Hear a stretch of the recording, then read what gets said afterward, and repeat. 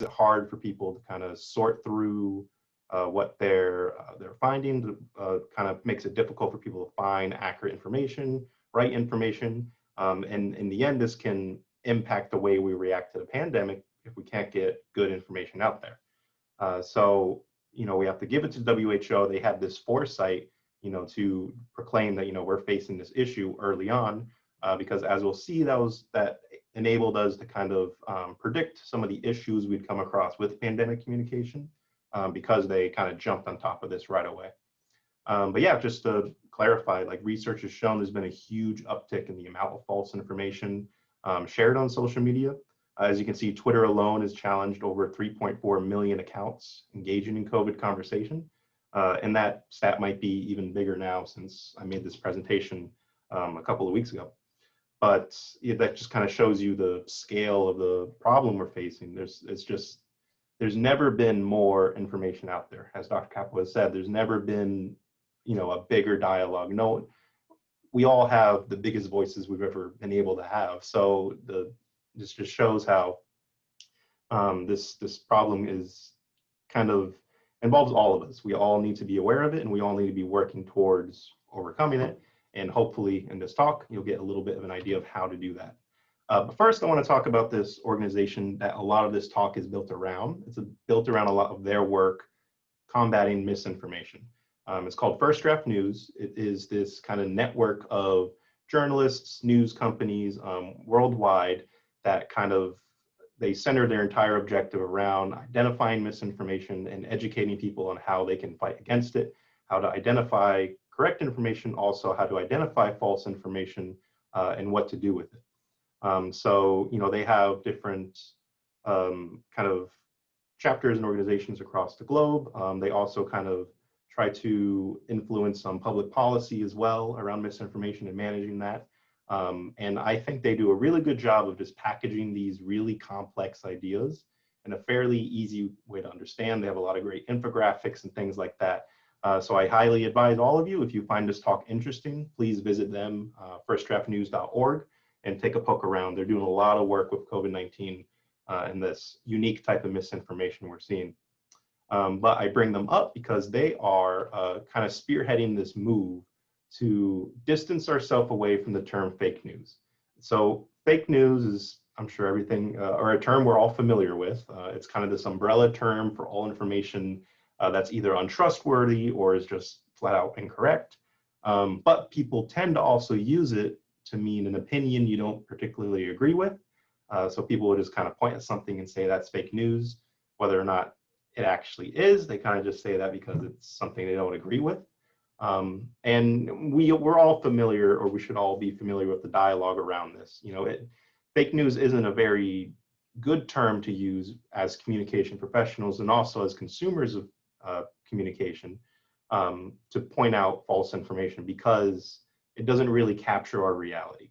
Fake news isn't really an adequate term, because a lot of the things we call fake news, or like news sites or people will label as fake news, isn't even news. It's not like, an article is not something that's trying to break a story or something like that. Sometimes, like I said, it's an opinion, or it's just information, or it could be like a false study. So fake news, just as a broad term, doesn't really cut it when we're trying to, combat this issue and really get to the root of problems and try to, unlearn some of these false informations people have been fed. Fake news just doesn't really capture what we're fighting against. And at the same time, as we know, fake news is used by politicians and other public figures to attack reputable journalism. So it's also kind of has this stigma to it, where, when we start using that term, like either as journalists or social media managers, or even as just people day to day, if you use that term, you're, giving legitimacy to this phrase that's, it can be dangerous, and it's, as I said already, kind of unhelpful. So I urge us to kind of move away from this term of fake news. It is still useful in some ways as like an attention grabber, because that's the term people know. A lot of people will identify this issue we're talking about today as fake news. So it's still useful in that way in terms of grabbing people's attention. But I argue, in First Draft kind of has a whole guidebook on this, we should be moving towards this idea of information disorder. Information disorder kind of better packages the breadth of the problem, and the whole idea behind it is just to promote calling content exactly what it is. What type of false content is it? If it's propaganda, you can say it's propaganda. If it's flat out lies, call it lies. You know, we're not restricted to just saying like fake news. We're instead looking at this problem as a widespread disorder with the way our information is set up, especially with the internet. So a lot of this presentation, a lot of this issue is going to focus around internet-based communication, specifically with social media. So that's mostly what we're looking at because that's where we're seeing a lot of these problems, you know, at the forefront. But these concepts can also apply to more traditional media such as TV and some print media as well. But if if we just say information disorder, we're kind of still stuck with fake news. It's just one term. What does it really mean? So they then go on to break information disorder into these three overarching types. So we have disinformation, misinformation, and malinformation. And so we're going to go through each of these, kind of give a brief definition, and we're going to look at an example to kind of illustrate each of these concepts. And also, I'm going to be using examples. I've pulled all these myself, specifically from discussions online about COVID, because I want to show how this infodemic truly is, so widespread, and we can apply this to all. Because this idea of information disorder actually came out after the 2016 election, back when fake news was kind of at the forefront of the discussion. So this is an old concept, but it can still apply to what we're seeing today. And so the first type is disinformation. And so disinformation is content that is intentionally false and is designed to cause harm. So this is content that people are making purposefully, knowing it's not correct, in order to cause some type of damage. And they say this is motivated by three factors: making money, political influence, or to cause trouble. Those are kind of broad reasons they throw out there. But let's look at an example here so we get a better idea. So this is a Facebook post from this person who is claiming to have heard from a doctor firsthand that he had corona and he inhaled steam, and that then raised the temperature of his lungs, throat, and mouth, so it rendered the virus inactive. And clearly we know this is false. This is not correct information. Although this isn't immediately evident to people because it seems like he's getting a firsthand account from someone who suffered from corona, so we must, he must have information we don't have. But this is since proven to be false. There is no studies that support this claim, and we know this is intentionally false because he clearly didn't hear this if it doesn't work. There was no original source, and you can also tell because this post is kind of one of those copy and paste posts we see a lot on Facebook and different platforms where people kind of change some of the words around. So you might read one where it says, "I heard from my uncle who had corona." So they kind of change some of the words and make it sound different. But those are kind of can clue you into, where you can find what's intentionally false information. So this is just an example here of disinformation. So just to remember, intentionally false and designed to cause harm. And then we have misinformation. And so this is information that is false, but the person sharing it doesn't realize that it's false. So they are sharing it with the good intent. They're sharing it with the idea that, oh, I'm helping people by promoting this information. But it's false information. So ultimately it's harmful. But so that's why it's misinformation. It's kind of like a mistake. They don't realize it's false, but you're still promoting false information. And yeah, this can be just unintentional mistakes. This isn't purposeful. Sometimes it's just from poor, you're not reading into what you're sharing, you're not researching, or you're just, it supports something you already believe, so you're leaning towards sharing that. There's a bunch of reasons why people fall into this. But here's an example here. This was a post that came out early in March about hand sanitizer. I don't remember if we can all go back to March. There was a big talk around hand sanitizer. Will it work? Should I be using that instead of washing hands? And so this person here is claiming that hand sanitizer is antibacterial, and the coronavirus is a virus, and a bacteria and a virus is not the same, so you have to wash your hands. Sanitizer would do nothing. And so in this case, obviously this person believes what they're saying. They think this is correct information. And it does make sense to a lay person just reading this post if you're scrolling through. Like, yeah, hand sanitizer is antibacteria. If a virus is a virus, it's not a bacteria. So yeah, but it doesn't work. But that's That's just not how it works. And to make it worse, they sign off the tweet as saying they are a scientist. So that gives them a little bit of credibility to people. So that makes it even more believable.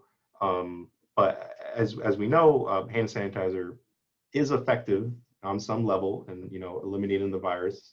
And ultimately, the takeaway from this tweet, at least from the poster, because people were pushing back against this in the comments, because I actually remember seeing this on my feed when I was just scrolling through. People were pushing back against it and saying, you know, this is false information, you need to take this down.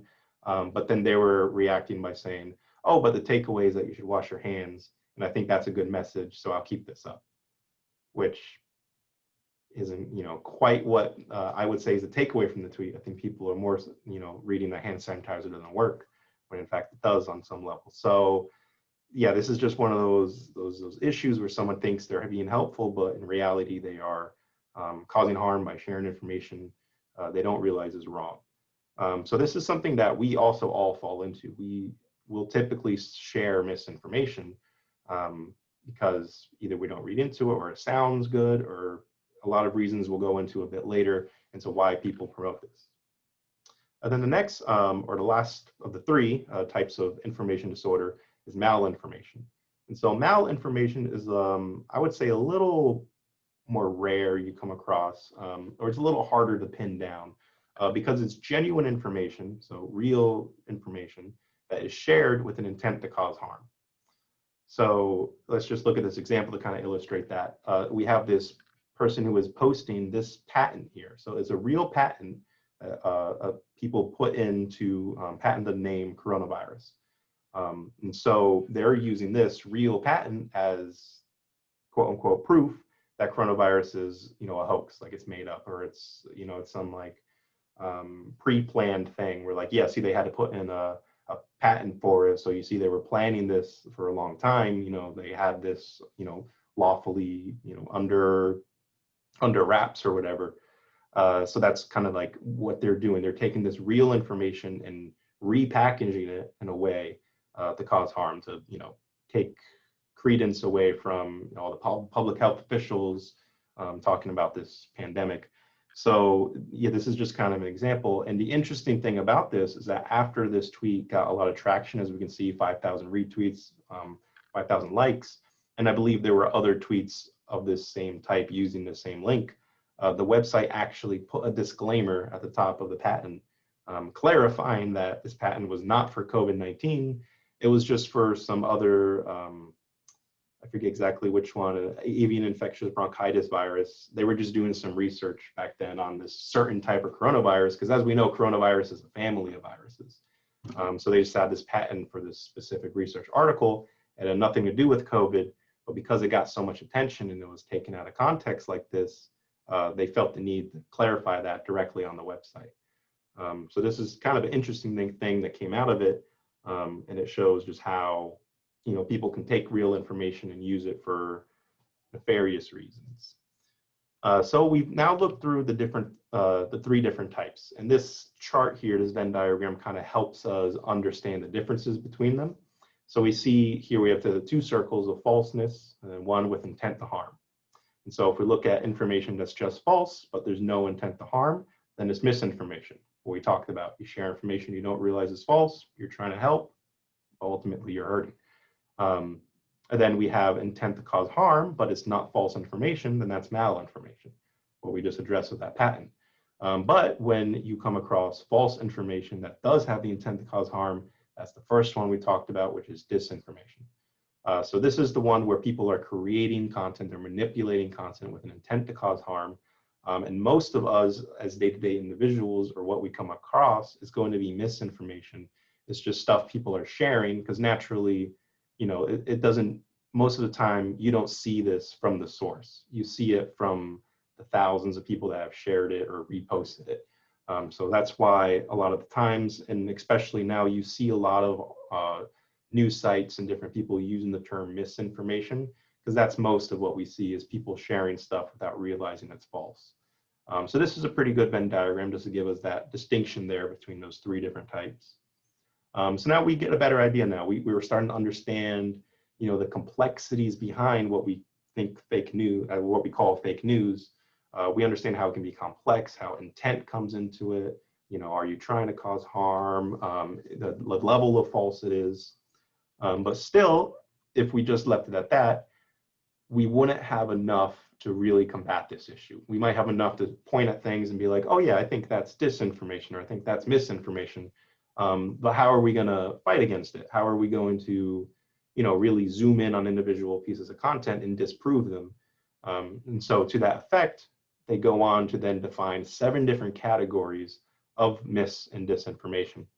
And these categories then go into much more detail on exactly what tactics and exactly in what ways these people are creating this false content. And so then knowing that, we can get a better idea of how to fight against it. And so we're going to go through these 7 different categories again with examples to kind of give us a better understanding of, you know, information disorder, what it looks like, and how we can actually identify it. And interestingly enough, you'll, you know, as we go through this, I bet you'll start to realize things you've seen and be like, yeah, I think that was this, or, you know, this was false context, or I think this was misleading content. So then it kind of gives you that perspective going forward to have a better understanding of how this whole disorder manifests itself. And so the first one we're going to go over is parody and satire. And so this one's a little controversial to include as, you know, misinformation, because it's not intended to be correct information. It's just meant to be funny. It's just meant to poke fun at something. But it does have the potential to mislead people. It's still, you know, there has been documented cases where groups of people or individuals have been, you know, misled by satire because of how believable it is. You know, good satire can be very believable. And so the issue here is that as these, you know, articles from like The Onion or, you know, these different sites that we know that do parody, as they get shared across different platforms through Facebook, Twitter, and get sent back and forth, they no longer become, you know, a parody article in a satire website. It then becomes just a link that someone has sent me. So it just becomes a headline, just becomes a story. So that context gets lost.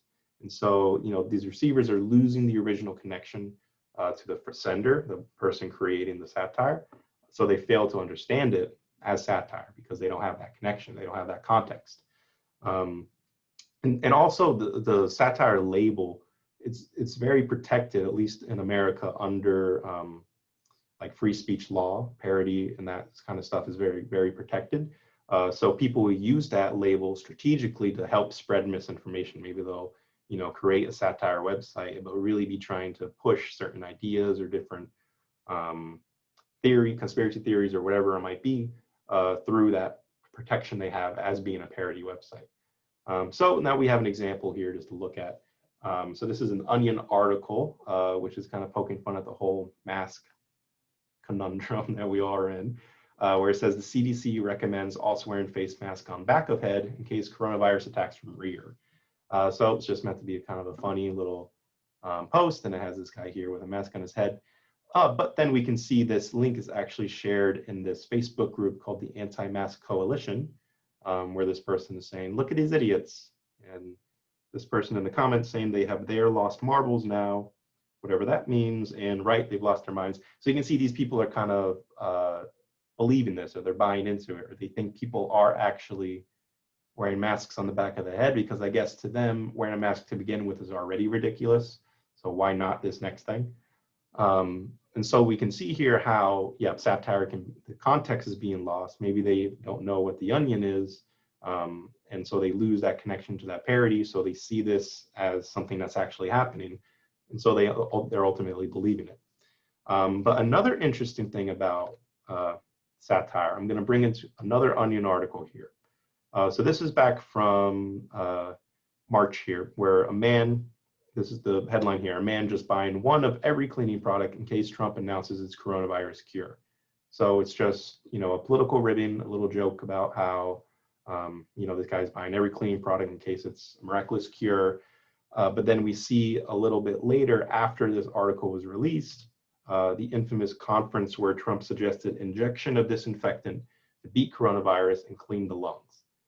So this kind of illustrates this point of how satire in reality often meld together. They kind of seep into each other. How can we, truly identify something as satire if there's cases like this where it becomes a reality? And even if, after the fact, Trump clarified and said he was being sarcastic or he was just making a joke, this just shows how these two lines, there's not a clear line between what can happen in real life and what someone will write as a joke article online. So that just goes to show how believable it can be. So that's something interesting that's kind of popped up with the whole infodemic with that specific category. But moving on now, and these are kind of organized in level of severity. So they kind of judge parody and satire as like the lowest severe type of misinformation, and they're just going to get more severe as we go through. And so this next one is false connection. And false connection is when news outlets use sensational language to drive clicks. So we know this as clickbait. We all might know that term. It's where news articles, they try to use this, emotional or, dire, urgent language to kind of get you to click an article to read more about it. Maybe they'll pose an answer to a question, but they don't say exactly what it is. So you have to click the article to read and find out what it is. So that kind of stuff is false connection, because the feeling you're getting from reading the headline is not the feeling you take away when you read the article.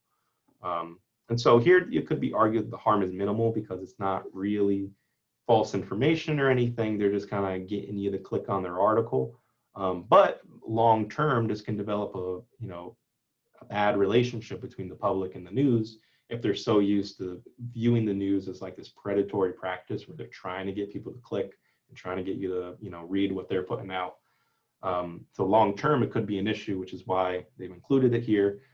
And here's an example here from this article where in the headline here, we can see they're saying Britain's National Health Authority issued a worrisome alert about children, COVID-19 and potential complications.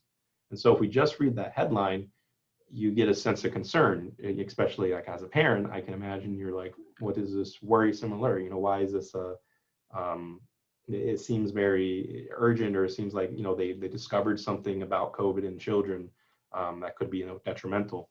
But then when you actually read the article, you realize it's just this latest statement where they've seen like a small rise in a number of cases of children. And they've seen like serious complications related to the virus are very rare, but they say a growing concern. So you see, when you actually read the article, you don't necessarily take away this worrisome feeling. You're not necessarily, as on edge as you would be if you just read that headline, because we can see it's actually not as big of a deal as this might have painted it out to be. So that's just an idea of how, news articles and journalists and people can create this, or even just people online can create this false connection between headlines or what they're putting out and the reality of the situation. And then the next type here is misleading content. And so misleading content, we're getting farther up in the severe scale here. So misleading content is stuff that omits, restructures, or selectively chooses information to support an argument. And this is a little hard to define because it's very contextual. It's based on this exact instance, what is misleading, what part of it is misleading. And there's a lot of nuance to it. But it's just content where they're, shuffling around information to make it seem one way when it's really something else. And so here's a really good example here from a couple of months ago. This was Georgia put out this kind of graphic showing the greatest number of COVID-19 cases, breakdown by county. And this graph is just supposed to show over time how they're doing with confirmed cases. And these are the top 5 counties. And so if we just look at this graph, we would see, here starting in April, we're like, oh, okay, so this is a straight decline. So it looks like we're doing pretty good here in Georgia. Things are starting to tail off as we go along. But then when you really start to zoom in on the graph, you start to notice a lot of discrepancies. For example, the dates aren't necessarily in order. So you see here, we start on April 28th, then we go to April 27th, which is a day before that, and then April 29th, so jumping ahead, and then May 1st, then April 30th, going back again, and so on and so forth. It kind of flip-flops back and forth between dates. So you're not getting the chronological depiction here on the x-axis. And then also looking at the counties here, the way they're set up with this legend, there's a color for each of these counties. But you would think it would be the same for each set of data. Every date would be in the same order to show, a clear progression. But actually, they also shuffle around the counties so that the highest amount of cases is always the first bar.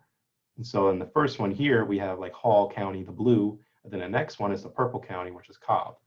So we're really not getting anything from this graph because it's so shuffled around and so mixed up that visually it's not presenting what you'd expect it to present, a chronological, evolution of how the cases are proceeding.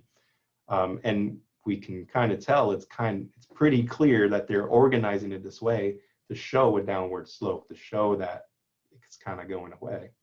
But then this has since been, corrected by the health authorities in Georgia, and they've put out this, better graph it follows exactly what we just talked about.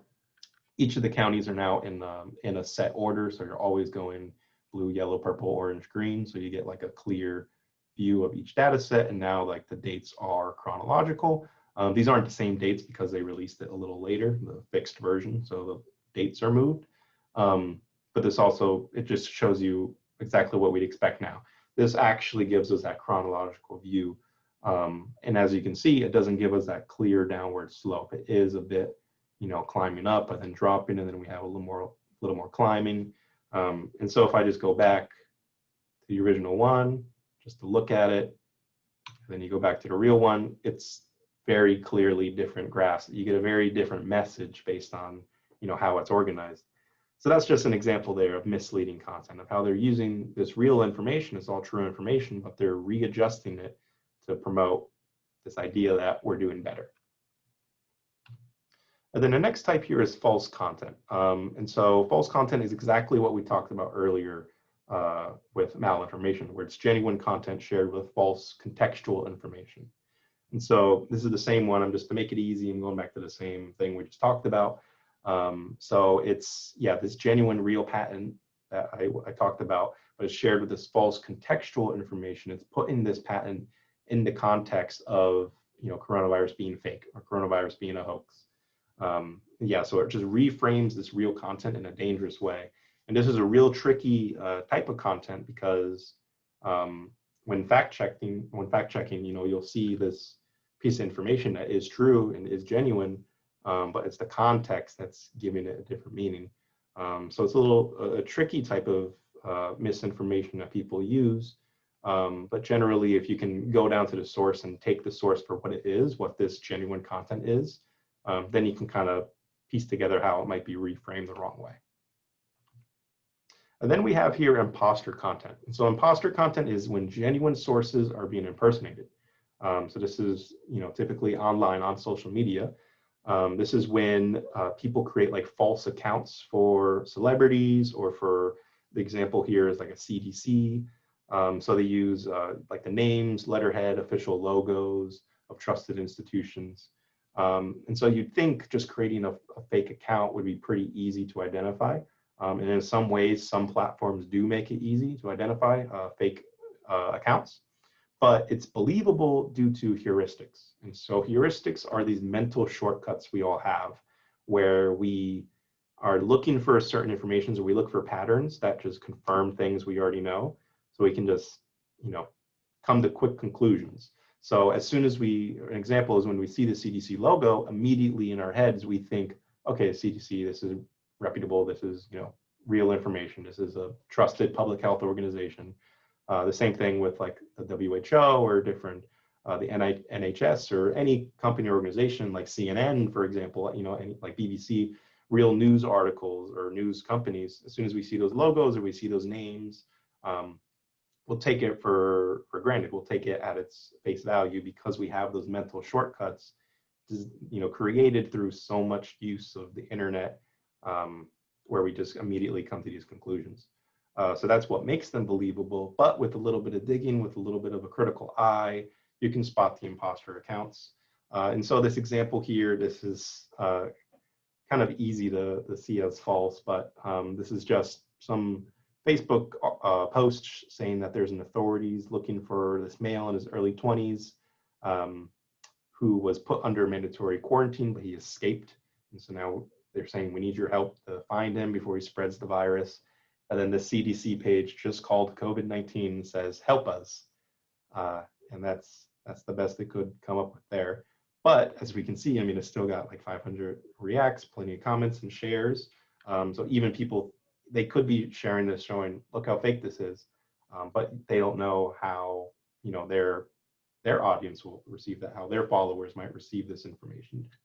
So this is just, you know, an example of just an imposter account, just people taking official letterhead or official logos and trying to frame information as reputable, using the credibility of other organizations to their advantage. And then the next type here is manipulated content. And so this is when genuine information, real information, is manipulated to deceive. And so this is different from misleading, because in this case, they're actually changing the content itself. So this relates mostly to videos or photos, because this is when they kind of stitch two photos together, or you edit the video in a certain way to make it seem like someone was saying something else. An example of this from like the political sphere, sometimes people will slow down politicians talking and maybe add some audio effects to make it seem like they were drunk during some press event or something.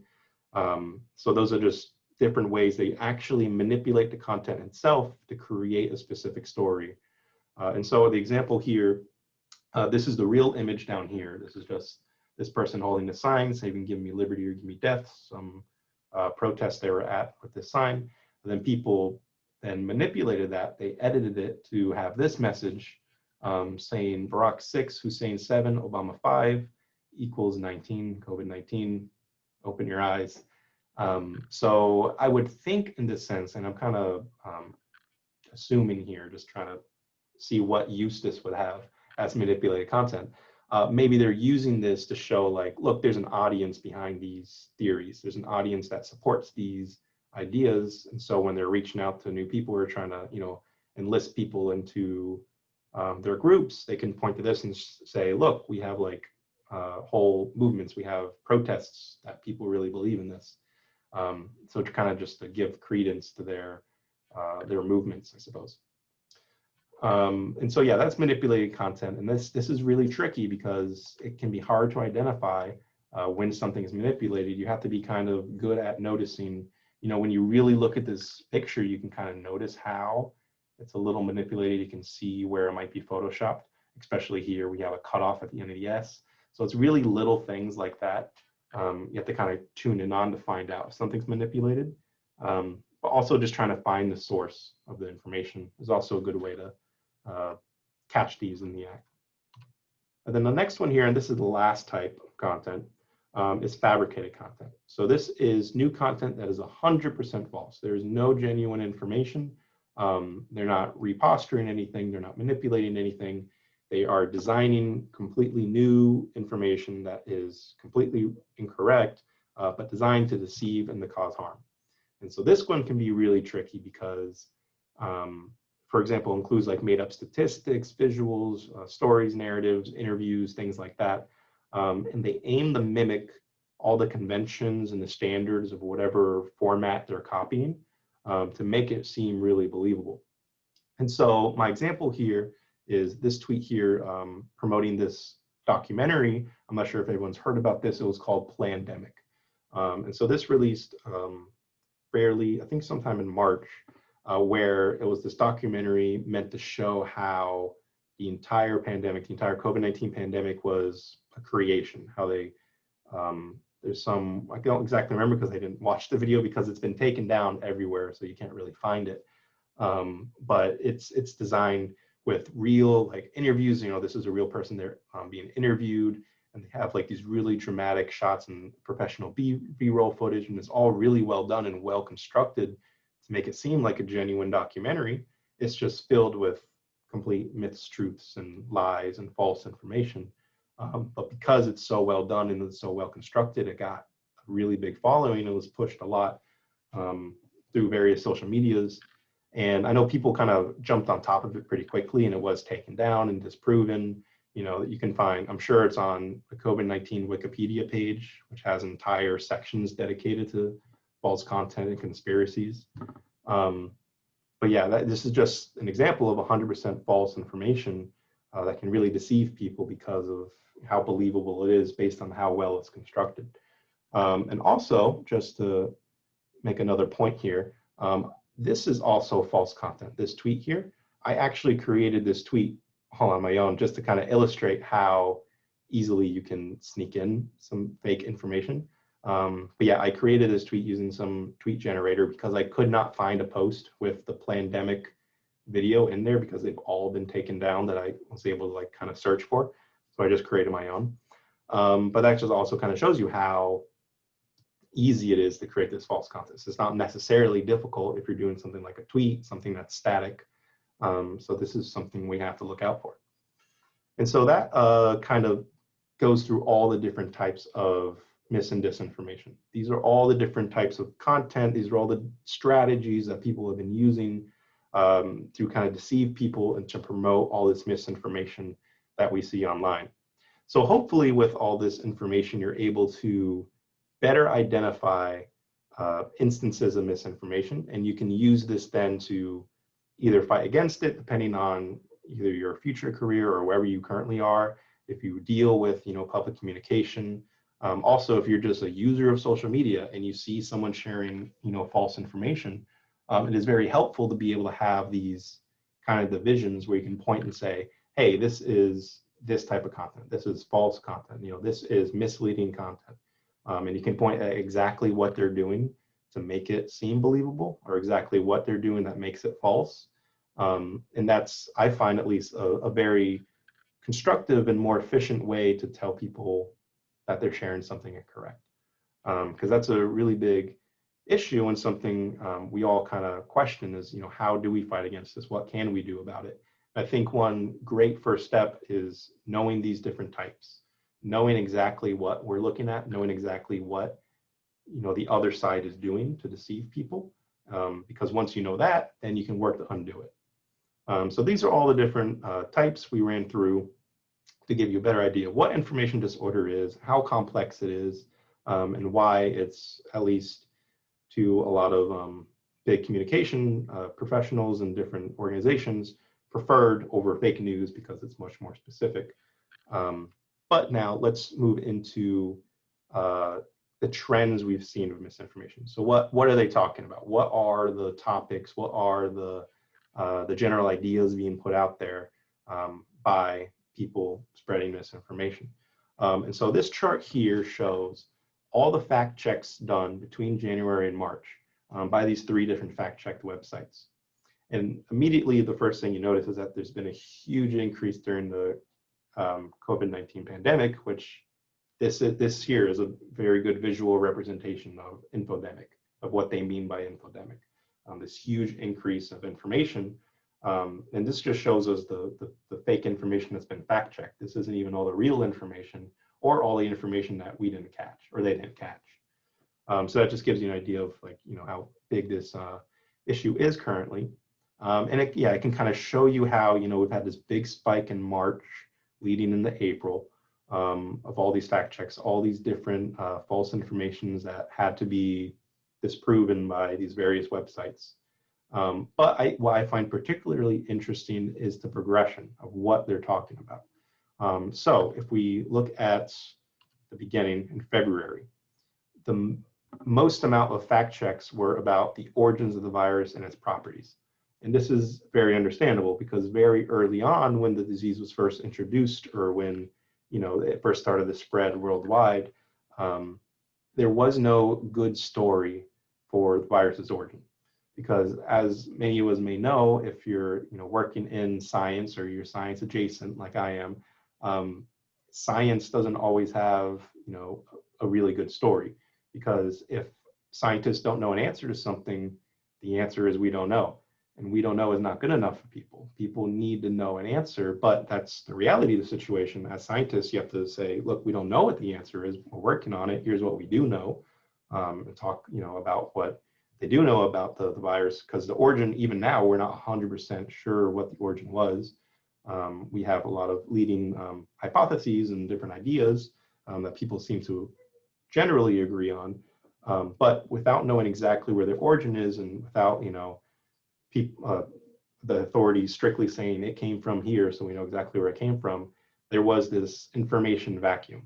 There is what First Draft calls a data deficit, where there's a lack of evidence to disprove theories. So naturally, these theories are just going to blow up. People are going to latch onto them. People are going to believe in them because there's no evidence. There's no hard evidence to the contrary in a lot of cases. I mean, for the most part, if we think about specifically what these theories are, like a lot of them were, it was born in a lab. There was a lab in Wuhan that had a coronavirus they were testing. So people started to claim, it broke out of the lab and that's why it's spreading. It's a bioweapon created by whoever, it was created by this government or by this person. I've seen Bill Gates implicated in some of these conspiracy theories. So they're pretty widespread and they're fairly creative, I guess you can say. And here's a funny image here of Baby Yoda came in 2019, so he caused COVID-19. Because that's a common thing for people to fall into, is they'll see a coincidence and they'll claim that as correlation. So another theory is, COVID was man-made because, of course, it happens during an election year. So people are saying, oh, of course it's during an election year when there's like all this, importance placed on who's going to be, leading the office or who's going to come into the presidency, and then a pandemic happens. So people see coincidences like that, and they put, a lot of weight in there, and that's where these theories come from. So that's a lot of what we were seeing early on. In February, it was a lot of about where the virus came from and the properties of it. What are the symptoms? How does it present itself? Stuff like that. Then, as we move into March, the fact checks then move away from origin and stuff like that into these false claims about home remedies, self-diagnostics, effects and signs of the disease. So again, some of the symptoms that we saw earlier. But this is kind of what the next peak was. People were talking about, these different home remedies, such as the inhaling steam we talked about earlier. Holding your breath for 10 seconds is one I saw. Just various different, at-home things you can do to treat COVID. And none of them, are substantiated by studies or science. It's just things people are coming up with because either people are trying to cause harm, just trying to cause discord, or people are, they're worried. They don't know, they don't have the answers for how to treat this because, again, science can be slow, and the way we come to conclusions, because it has to. That's just how it is. But so people start to come to their own conclusions. Of course, we have the whole hydroxychloroquine debate, the whole promotion of that as a miracle drug that helped COVID patients. And then another uptick we saw, or another topic, was public preparedness and government authority. So in March, this is when a lot of lockdowns started to take place. And so there's a lot of unrest around that, or people weren't sure how that was going to be. So some examples of misinformation during that time: people were sharing old pictures of grocery stores completely wiped out, like having no food or anything. They were sharing that and saying, look, in my city of here, we don't even have lockdowns and the food's already gone. What's going to happen when no one can go to work? How are we going to get food? Those kind of concerns were presenting themselves, and people spreading false information. Because naturally, if you're worried about it and you see that, you're going to say, people need to know about this, and you share it. And then the government authority as well. There was a lot of like WhatsApp as a messaging app. WhatsApp, a lot of chain messages about like different, depending where they were, they would have like these chain messages saying, oh, I heard from my uncle who works in this department of the national defense or whatever, that a lockdown is coming on this date. And so it gets spread and people start getting worked up and worried about this date, this lockdown is coming. And so those are the different things we saw in March, where people started to get really concerned about lockdowns, concerned about what was going to happen, if the disease became widespread. So they started sharing this false information that started to pop up. And then when we move then into April, the main thing then, and this is the biggest thing they saw in that date range of all those fact checks, was community spread and impact. And so this is specifically about who is spreading the disease. So there's a lot of false information or a lot of targeted posts against specific groups of people, against specific demographics, claiming they are spreading the virus or they are like the cause for this. Because as we move into April and we start to realize, or everyone started to realize, the implications of the pandemic and how their lives had been affected and all started to become real, that's when people started to point fingers. So this is when we saw a very big increase in like racism online, a very big increase in Islamophobia specifically as well, pointing at these different groups and trying to place blame on them, like it's their fault that the virus came in because of travel or whatever it might be. So that was one of the really big topics that came up in April. And then prominent figures was another one, where famous people started to get COVID. I remember Tom Hanks was a pretty big one early on. I think he was one of the first like big names that got the virus. So then after that happened, there was a whole slew of false information of people saying, oh, this person has corona, or like this person died today from the virus. And then people naturally sharing that. That's not necessarily unique to COVID because that happens all the time anyway. People just make fake X actor died today posts and it blows up and then it turns out it's not true. But during a pandemic where there is a virus, a deadly virus spreading, there's going to be an uptick in those. So that was another type of misinformation we saw then. Then also conspiracies. There was a peak in conspiracies in April that they noticed. And this is interesting because although there was a peak, compared to the rest of these topics we just talked about, conspiracies were actually fairly low on the instances they had to fact check. And I think that's mainly the case because conspiracies are so similar to each other, and so many different conspiracies draw on the same concepts of like 5G conspiracy theory, or drawing on like the fact that there was, like I said, coronavirus lab in Wuhan. They draw on those things. And since those have already been fact checked and disproven, there's no need for these websites to do it again. They just kind of point back to that web page or that fact check when a new one pops up. So that's probably why it was fairly lower than the rest of these, because so many conspiracies are just so similar to each other. They kind of reuse the same false information. But yeah, those are the trends we saw then in April. So we see how the topics became more complex as the pandemic went on. It started fairly simple, or as we'd expect. What is the origin? What does it look like? Moving into how to treat it, false information on how we should deal with it, or what's going to happen during lockdown. And then you move into these more complex things of like who's spreading it, where is it coming from, these conspiracy theories. So I think that was an interesting trend or something to notice. And they stopped it there because they just looked at from January to June, kind of the trends and the misinformation. But it'll be interesting to see as continues to go along, what's going to be the next thing, what's the next topic that people are talking about.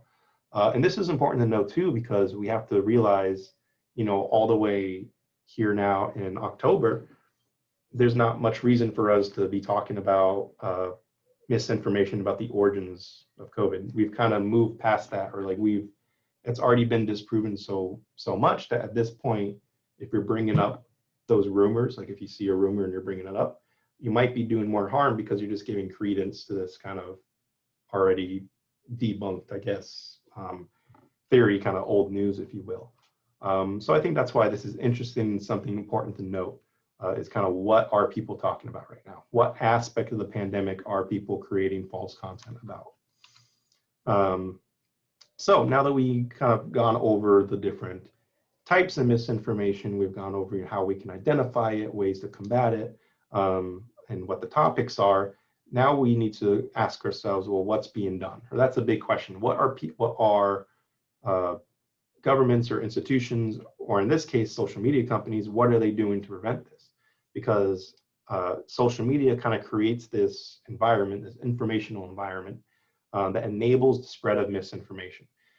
Because social media promotes content that has the most interaction, there are algorithms in place behind all these apps, all these social apps that promote and this is what makes it tricky, is that we don't know that. We don't know what the algorithms look like. We don't know exactly how it works.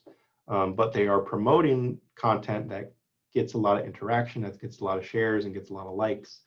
And misinformation typically gets a lot of interaction, either because people are believing it, because it seems urgent, so people are sharing it, or because people are trying to disprove it. So a lot of people are commenting on it or sharing it to say like, hey, this is false.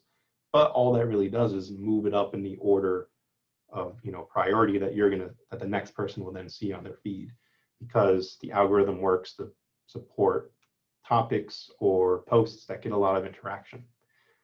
So a lot of people have said, you know, social media companies have a responsibility to do something about this.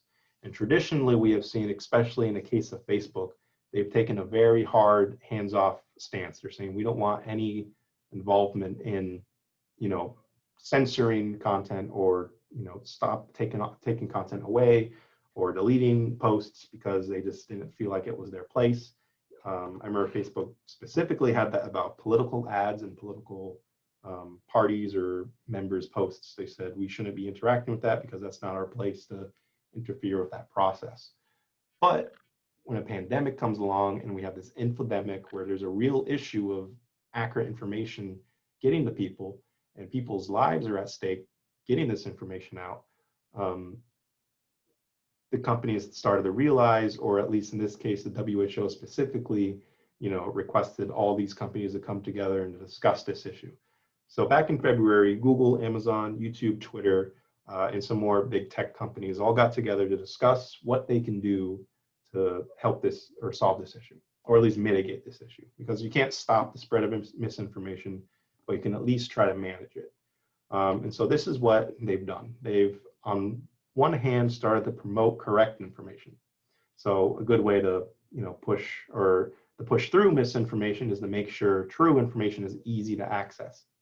And so all the major platforms have either the WHO or local government, like health agencies, their websites appear anytime you search for COVID on their site. So here we have one from YouTube. So if you look up COVID-19 on YouTube, every time you're going to get this banner that says, get the latest information from the CDC, here in America, it's the CDC, about COVID-19, and it'll have this button, you click it, it takes you to the CDC page on COVID, so you can get the latest, accurate, you know, credible information on the pandemic. And so that's one stance they've taken, is saying, okay, if anyone's going to search for information on our platforms, we're going to make sure the easiest way to, you know, or the easiest route is to go to these reputable sites.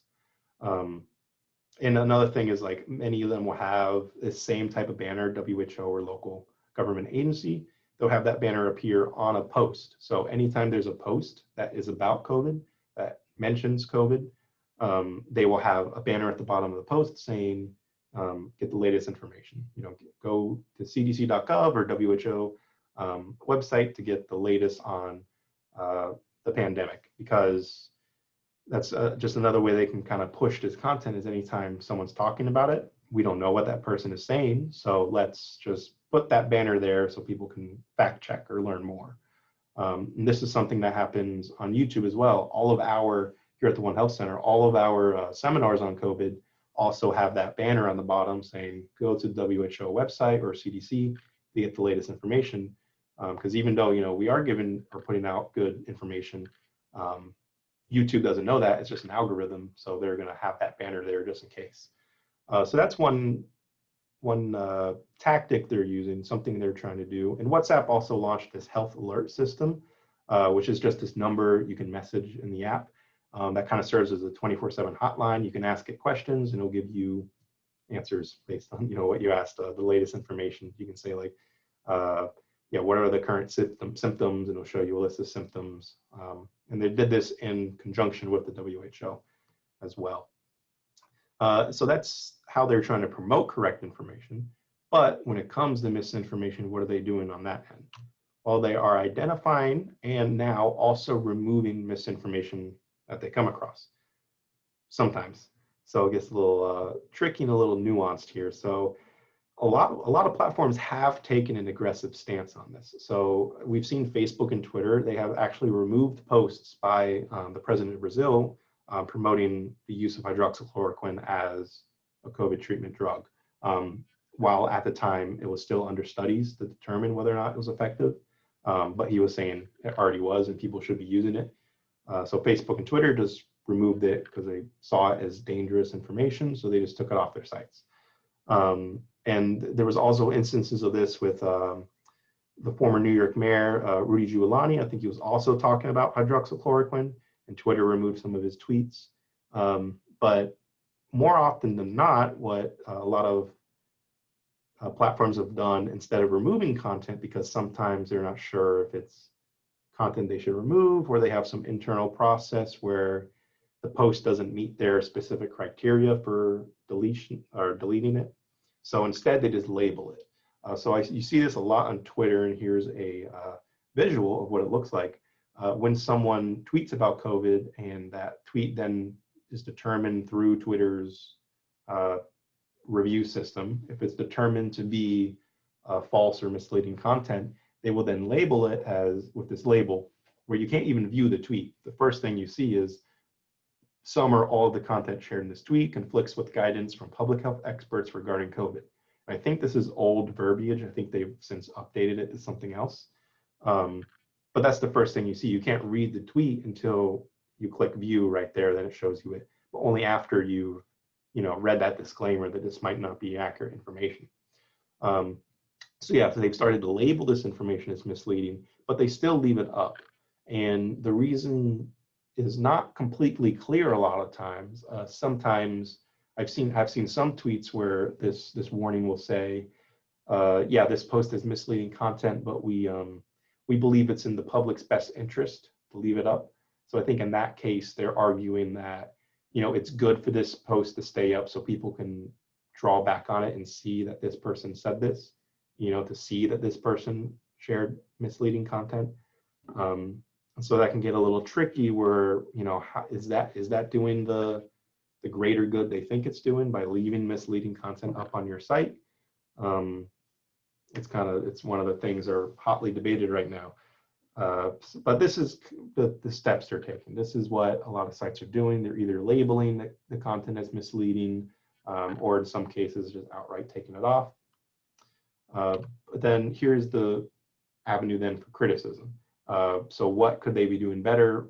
What are they not doing enough of? Because mostly of what you hear is that, social media, they aren't doing enough because the spread is still ongoing.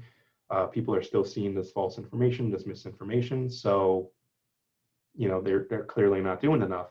And one of the main criticisms is that all these platforms, at least of what we know of, several of them, such as I believe Twitter, they're using artificial intelligence to flag this information rather than real humans reviewing it.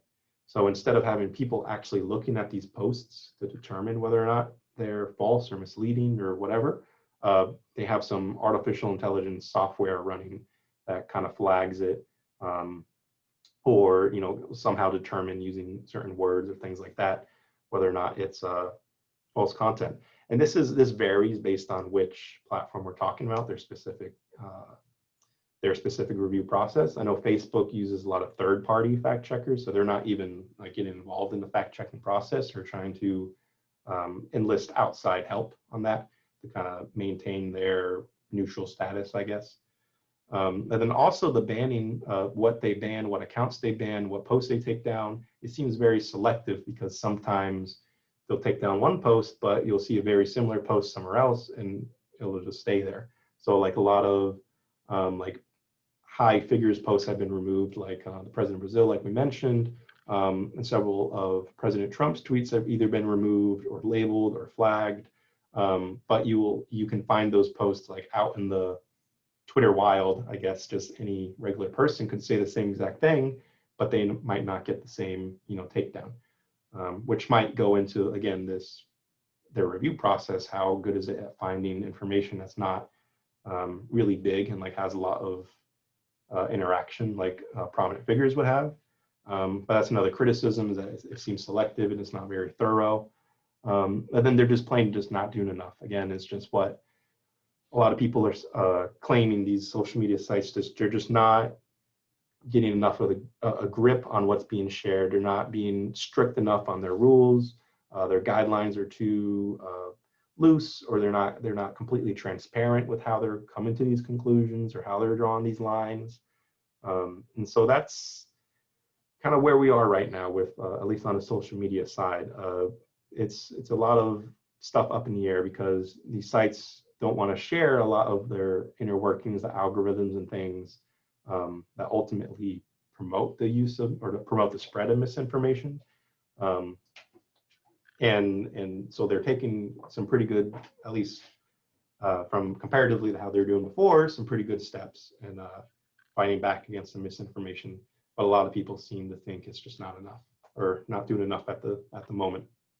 And with that, that is the end of the lens. So I know we covered quite a bit of information there. We went through a lot, but I hope in some sense it gave you just a better understanding of how unique this issue is and how complex it can be. And hopefully you have some of the better tools or better ideas of how this problem presents itself, and how we can work against it, and generally just what the landscape is looking right now. Because like Dr. Hepworth said before, this is a very unique situation. I mean, I'm only 23 years old, but I can think back of when I was in high school. These social media sites were completely different with the way they were structured. Everything was chronological, so everything you saw was based on what's most recent to what's the oldest. But now the algorithms have become so complex and so intricate that they try to promote content that they think you specifically will be interested based on your previous behavior and your actions. So it becomes really muddy, like what they're showing you. You don't always have complete control over it because they're trying to ultimately just keep you scrolling. So they're just trying to give you really interesting stuff that you think is, interesting. So they're trying to find workarounds or different algorithms and things to do that. So yeah, it's a constant, it's constantly changing. So the way we react to it also has to be very dynamic to address the newest concerns and the latest developments like we have seen with this pandemic. And so, yeah, that is the end of the seminar. Here is our social media pages I urge you to follow for the latest updates on our next seminars and any events we have coming up.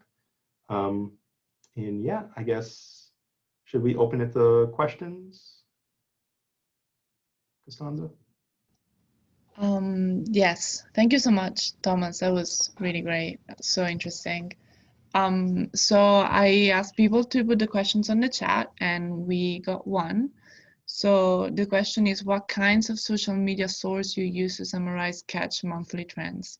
And what was the method to interpret the trend? Like topic modeling on Twitter. So what were your methods?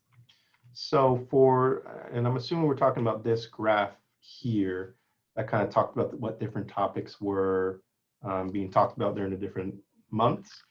So this is specifically just fact checks from these three different websites here. So these are three different fact checked websites. And I didn't create this myself. This is from First Draft News. But what they did is they just looked at all the fact checks about COVID that happened during these periods of time. So this is by day-to-day basis, so every day. And this is just like the general, like just the amount that's happened. So this is fairly straightforward. But then they also went in and looked at each individual fact check to see what it was about, what was the topic. And they also mapped that out. So they have an entire like blog post on this whole topic.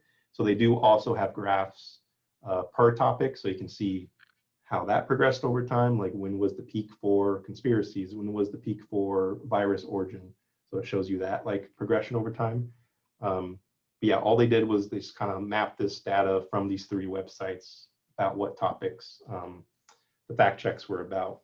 But it is an interesting question as well, how we can map or interpret these trends and how to do topic modeling, because there's a very good source for Google. So for Google, there's Google Trends, where you can look up like a catchphrase or some topic, and it gives you like all these different graphs and different features where you can kind of model how these things are progressing.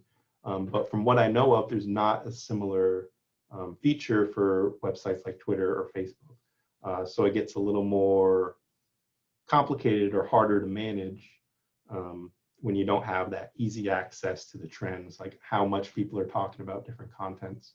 Because from what I know, you can only see analytics on Twitter based on your account, so based on your audience. So that can, that would be very interesting or very good to have. That could be another tool that they could offer to kind of combat this issue, for sure. And then we have another question here from Ian Culver. What do you think about the usage of the fire hose effect to counter misinformation, i.e. drowning out the misinformation by having server farms output information that is geared towards the welfare of the public? Certain governments are known to use this tactic and has shown to be very effective. Yeah, I mean, I've heard of this. I haven't heard of it in this context as using it to drown out through server farms, but I have heard about just that general tactic of, yeah, beating the misinformation by making credible information louder, by making it more accessible, because as we've seen, or as we know with social media, people are looking for the path of least resistance when they're finding information. So they're trying to find, if they look up COVID and the first link is to the WHO, they're going to click on that, because who wants to scroll through all these different articles if you're just looking for some brief or general information. So I think those steps that they've taken into place, like those different banners or labeling content with the appropriate websites and different links, is a very good way, at least on some level, of getting people or drawing people towards these websites and drawing them towards the correct information up there. So by using like server farms output information, that might get tricky with these platforms itself.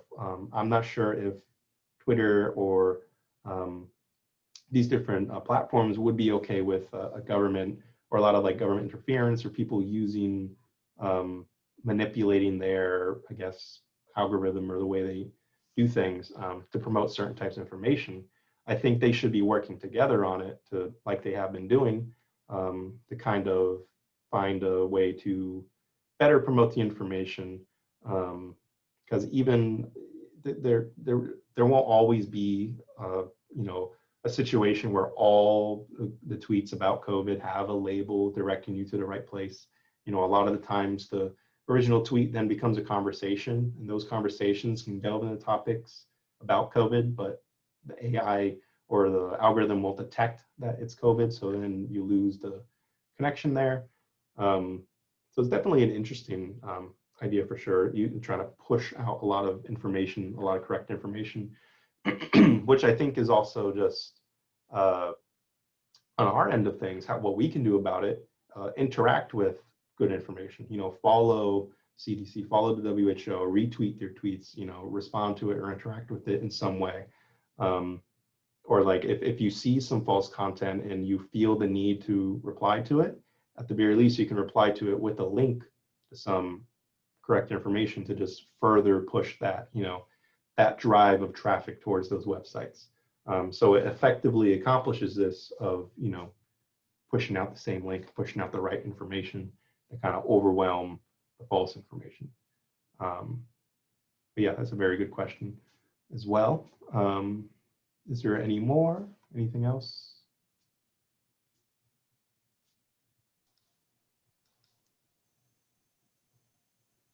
So thank you, Thomas, and thank you all for your questions and for your insights. I am very pleased that we actually went over time, so congratulations, Thomas.